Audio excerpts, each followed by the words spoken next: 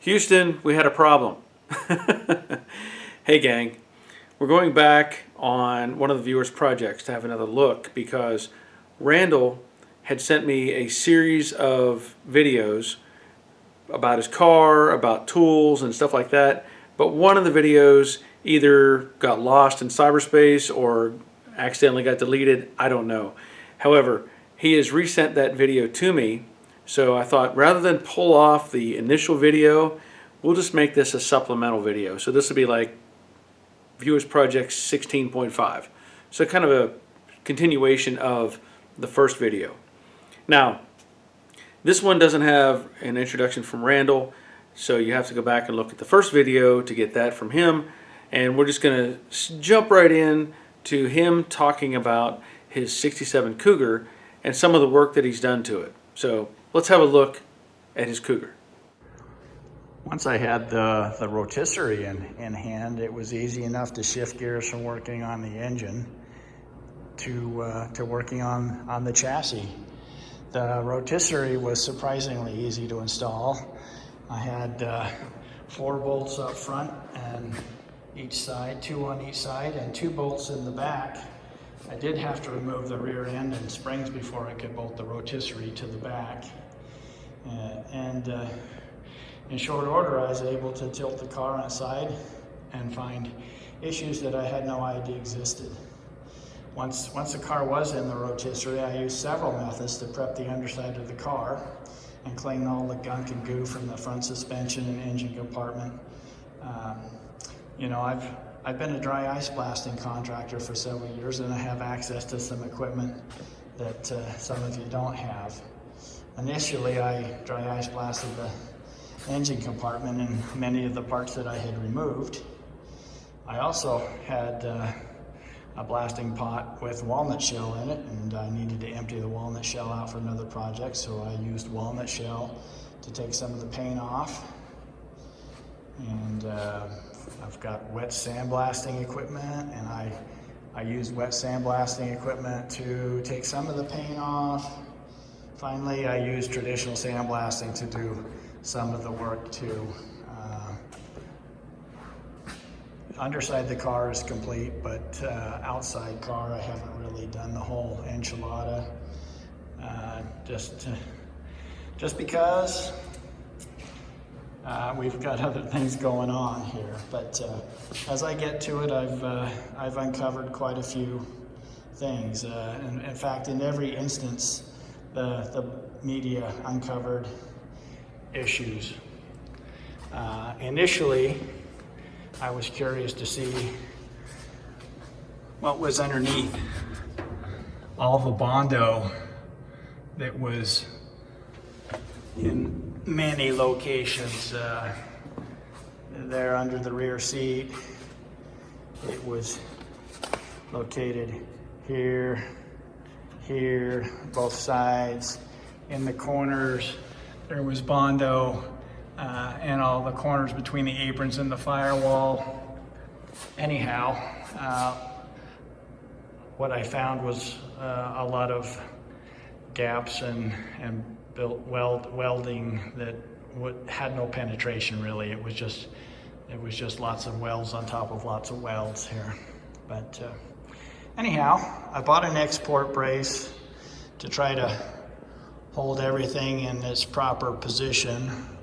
And you know, I think it was long about the time that I was sitting here figuring out that this project might be beyond my capabilities after I had uncovered basically rust and missing material everywhere throughout the car.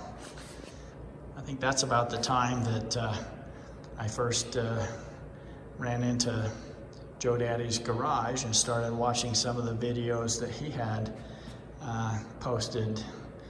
I think probably the first ones I watched had something to do with aprons, and that's one of the first things that I attacked was replacing aprons. As I think I mentioned that in this area here, there was Bondo. And when I removed the Bondo, this rear apron right here was completely missing in a little square right here. And underneath that, there was a piece of sheet metal that had been tacked to the shock tower. But this area right here, there wasn't much structurally happening here. So with the help of Barry's video, I replaced first this shock tower, or excuse me, first this apron. And then I went down, and this frame rail right here was damaged. You can't see it now, but in back of this torque box, which is new, there was some pretty extensive damage that had kind of a band-aid on it here. But anyhow, went in, cut out the bad metal, replaced the new with new, and put a new floor support in there, and then tackled the floor. There was a brand new floor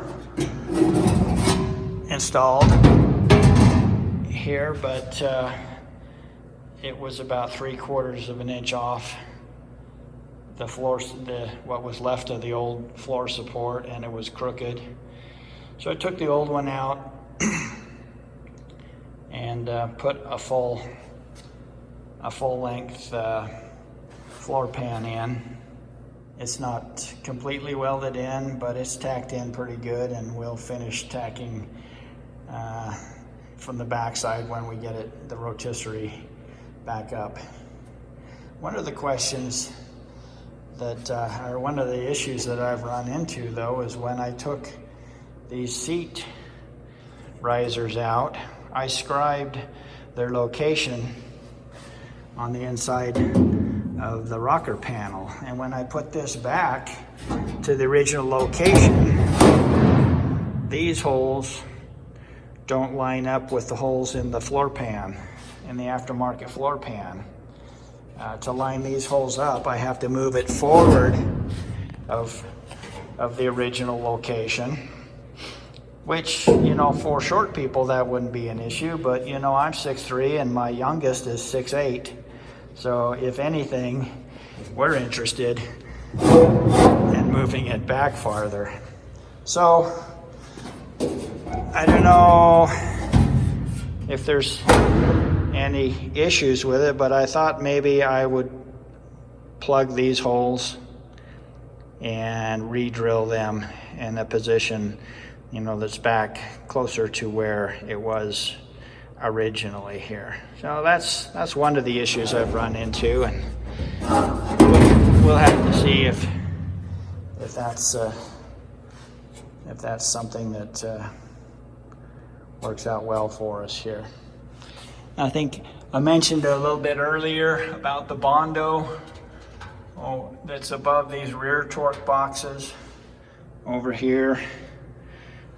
I removed it and fabricated a patch panel out of probably what's a little too heavy a material here. When I do the other side, I'm not going to use material quite this thick. It was difficult to form, but anyhow, walking around a little more, the previous owner had, you know, welded in some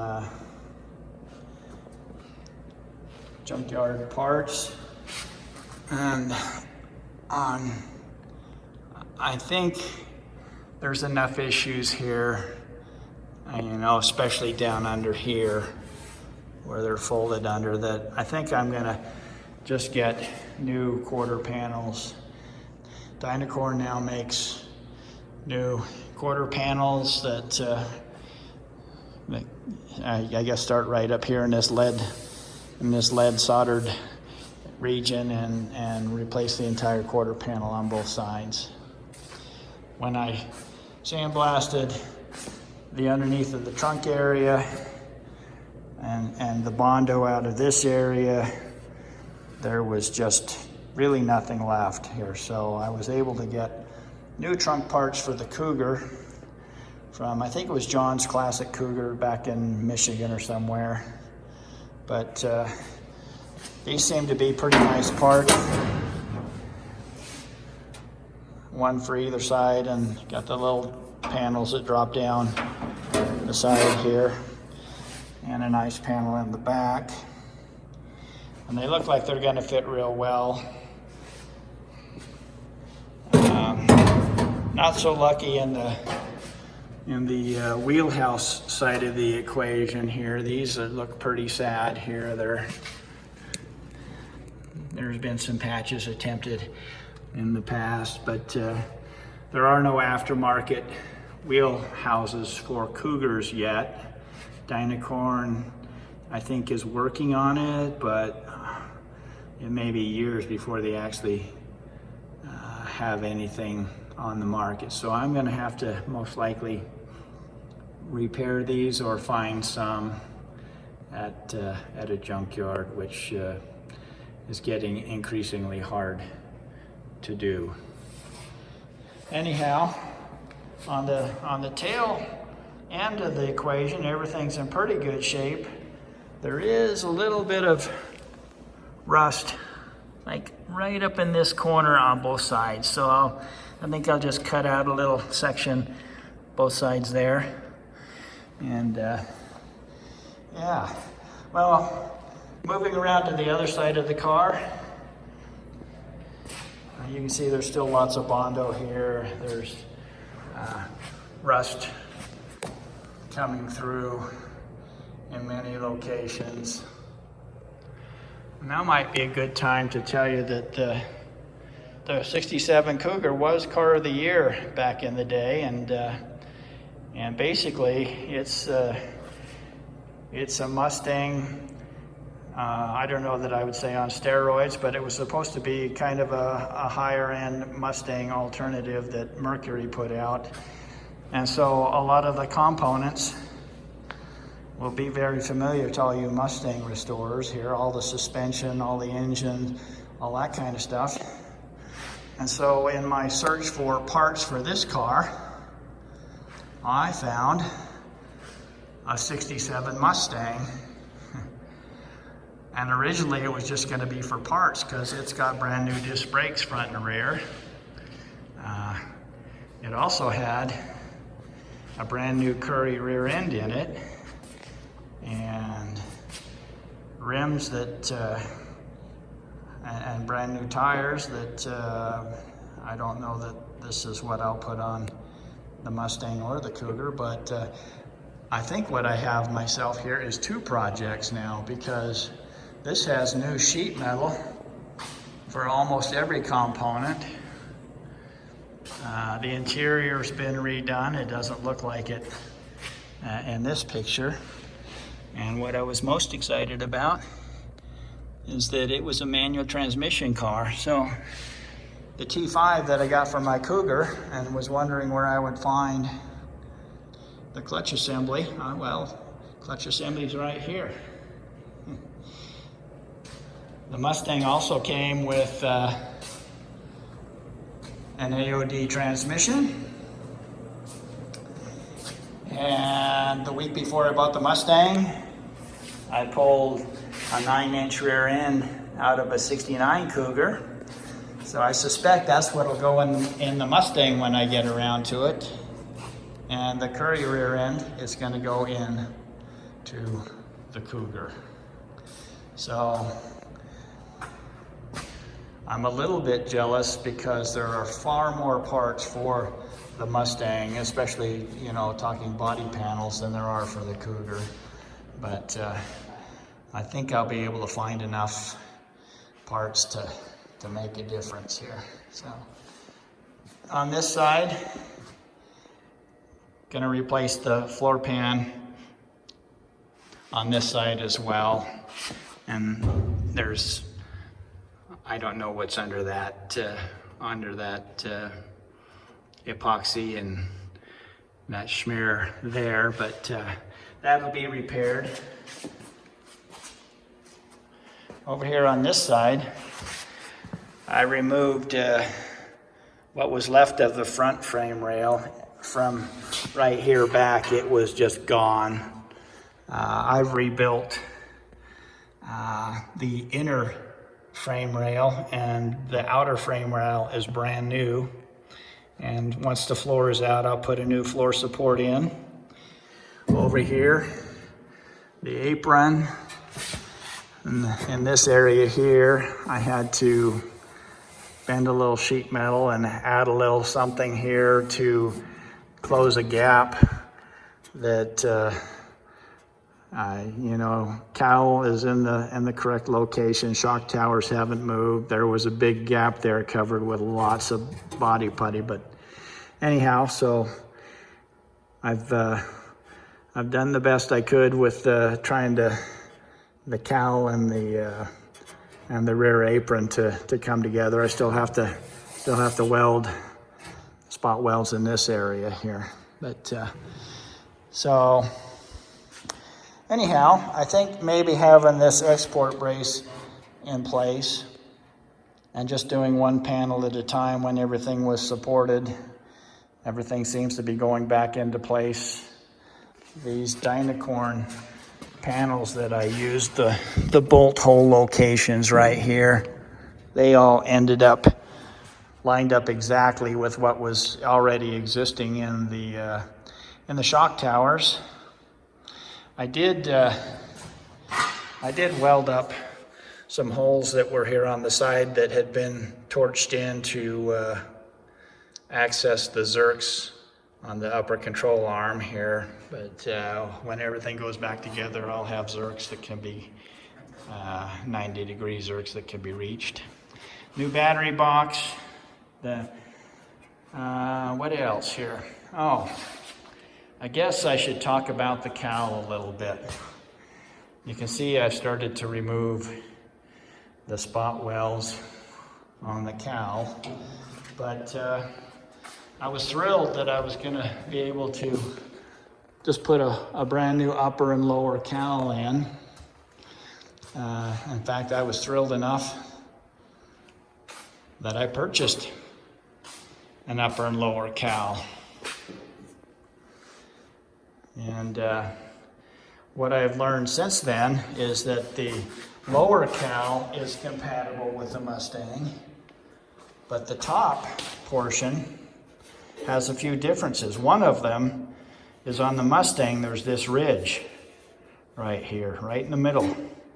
On the Cougar, it just comes straight across with no ridge. And on the Mustang, there's also this little detail where it drops down, and on the Cougar, it just comes straight across and drops down. Well, while I was cleaning this bad boy up, I discovered, this wasn't here before it was blasted, but it was paper thin. So in this region, I have to do a repair. And in the lower cowl, they're infamous for having issues, and I just planned on replacing that anyhow. But now, because you see how flat that is right there, and how over here it doesn't drop down in and come over and then like this. Yeah, see on the Cougar, it just comes over here and then drops down right in this region. Same thing right here. What else can I say? Well, so I did find one instance where someone had cut this portion of the cowl out and welded it back on the new Mustang cowl, and I may be able to do that. We'll have to see. This just happens to be kind of in that same area here. So one way or the other, we'll get it taken care of. I'm just glad that I didn't rip this cowl to shreds getting it off. I started, you can see I've cut in here with the plasma torch, which if your neighbor has one, I highly recommend you borrow it and make your life so much easier. Speaking of easier, this little toe kick panel was trash, so I removed that And that made it a lot easier, at least in my estimation, to get in here and get this torque box in where I think it needed to go, to get it clamped to the floor and the floor clamped to that and welded up. It just gave me better access for clamping. I still have to get in here, weld in this little cross brace support that's not been installed yet here. But yeah, that's the quick rundown on where we're at. I'm gonna pause for station identification. Okay, now that makes a lot more sense. It would have been a very long video to put all of the first sequence together with this sequence. It would have been well over 40 minutes. So here you have another little 20-minute treat that you can view, and we got to get a good look at the Cougar.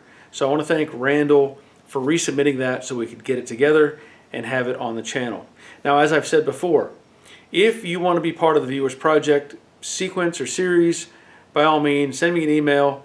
We'll go back and forth and try to get something put together so that your car or truck or motorcycle or boat, airplane, whatever you want to put out there can be featured on the channel as well. And to do that, let me see if I get this right. Send me an email and we'll go from there. joedaddysgarage@gmail.com. We'll communicate back and forth and try to get it all figured out so we can put the video out there. So thanks for watching. Thanks for subscribing. Hope you enjoy these type of videos. I know I do, and I know other people like to see stuff like this going on in home shops or in garages around the country and around the world. So until next time, take care of yourselves. See ya.